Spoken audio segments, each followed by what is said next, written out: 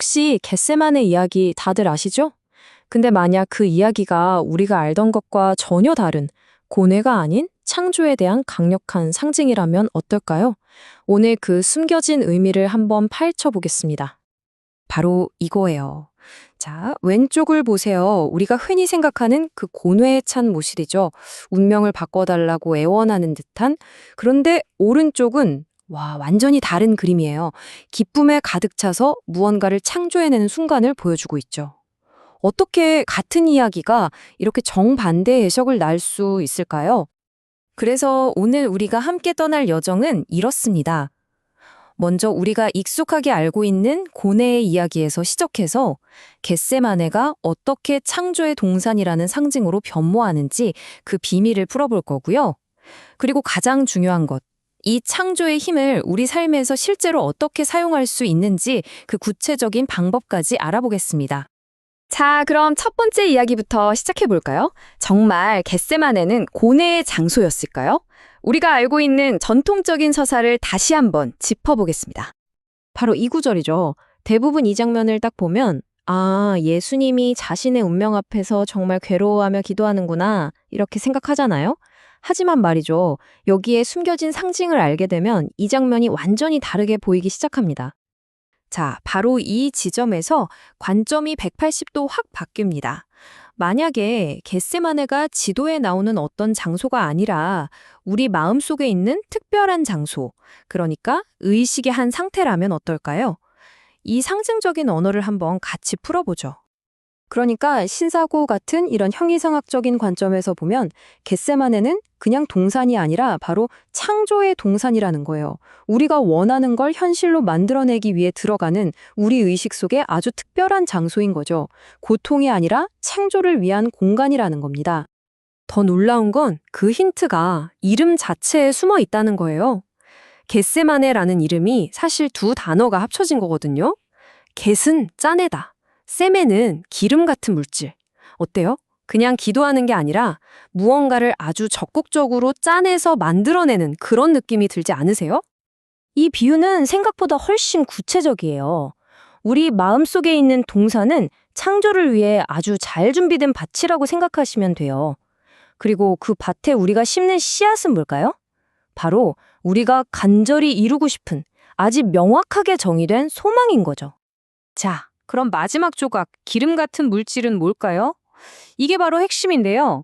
기쁨과 감사가 넘치는 바로 그 마음가짐을 말하는 거예요. 이 긍정적인 감정이 씨앗, 그러니까 우리 소망을 따뜻하게 감싸고 싹을 틔우는 아주 비옥한 토양이 되어주는 거죠. 창조 과정에서 감정이 얼마나 중요한지 보여주는 대목입니다. 자, 이제 재료는 다 모였습니다. 동산, 씨앗, 그리고 기름. 그럼 이 세 가지를 가지고 도대체 어떻게 우리의 소망을 현실로 짜낼 수 있을까요? 지금부터 그 구체적인 공식을 알려드리겠습니다. 자, 과정은 이렇습니다. 잘 들어보세요. 첫째, 내가 뭘 원하는지 아주 명확하게 정하는 겁니다. 둘째, 바깥 세상의 소음은 잠시 끄고 오직 그 목표에만 모든 주의를 집중하는 동산으로 들어가는 거죠. 셋째, 그리고 이게 가장 중요한데요. 이미 그게 이루어진 것처럼 황홀한 기쁨을 느껴보는 거예요. 바로 이 순간이 씨앗을 짜내는 행위입니다. 그러면요, 정말 신기한 일이 벌어져요. 그걸 더 이상 간절하게 원하는 마음이 스르르 사라져요. 왜 그럴까요? 맞아요. 이미 내 마음속, 내 의식 속에서는 완벽하게 현실이 되었기 때문이죠. 좋아요. 내면에서 창조했다는 건 알겠는데 그럼 그게 어떻게 현실 세계에 나타나는 걸까요? 우리 의식과 현실이 어떤 관계인지 아주 강력한 비유를 통해서 창조자로서 우리의 역할이 뭔지 한번 살펴보겠습니다. 이 그림 정말 강력한 메시지를 담고 있어요. 한번 보세요. 우리의 순수한 의식은 창조의 힘을 가진 남편과 같아요. 그리고 우리가 나는 이런 사람이야 라고 믿고 선택한 그 의식의 상태가 바로 아내인 거죠. 이 둘이 만나서 낳은 아들이 바로 우리가 지금 눈으로 보고 경험하는 이 현실 세계라는 겁니다. 핵심은 이거예요. 우리가 보는 세상은 좋든 싫든 전적으로 우리 내면 상태가 낳은 자식이라는 거죠. 자, 이제 의식 속에서 원하는 걸 완벽하게 이뤘습니다. 그럼 그게 현실이 되기까지는 어떤 일이 벌어질까요? 씨앗이 땅에 심기고 마침내 부활하기까지 그 사이에 있는 신성한 간격에 대해서 알아보겠습니다. 이 타임라인은 창조의 여정을 종교적인 상징을 통해 설명하고 있는데요. 용어가 좀 낯설게 들릴 수도 있지만 그 진짜 의미에 한번 집중해 보세요. 첫째, 십자가형. 우리가 아는 그 끔찍한 의미가 아니에요.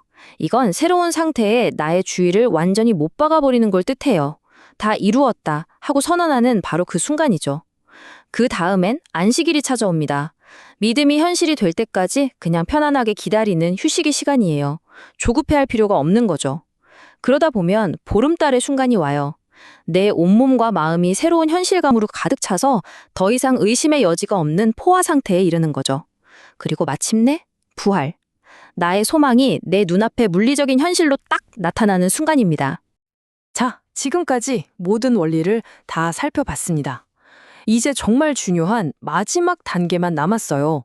이 놀라운 지식을 우리 각자의 삶에 어떻게 적용해서 내가 원하는 현실을 부활시킬 수 있을까요? 이 구절은 우리에게 창조자의 마음을 가지라고 말하는 것 같아요. 마치 위대한 정원사처럼 내 의식 속에 심은 씨앗이 결국에는 현실이라는 열매를 맺을 거라는 그 비밀스러운 전율과 확신을 느껴보라는 거죠. 자, 이제 이론은 끝났습니다. 행동으로 옮길 시간이에요. 오늘 우리가 함께 파헤쳐본 이 강력한 창조의 원리를 사용해서 여러분은 여러분의 세상에 무엇을 현실로 만들어내고 싶으신가요? 어떤 새로운 현실을 부활시키고 싶으세요? 그 선택은, 그리고 그 힘은 오롯이 여러분 자신에게 달려 있습니다.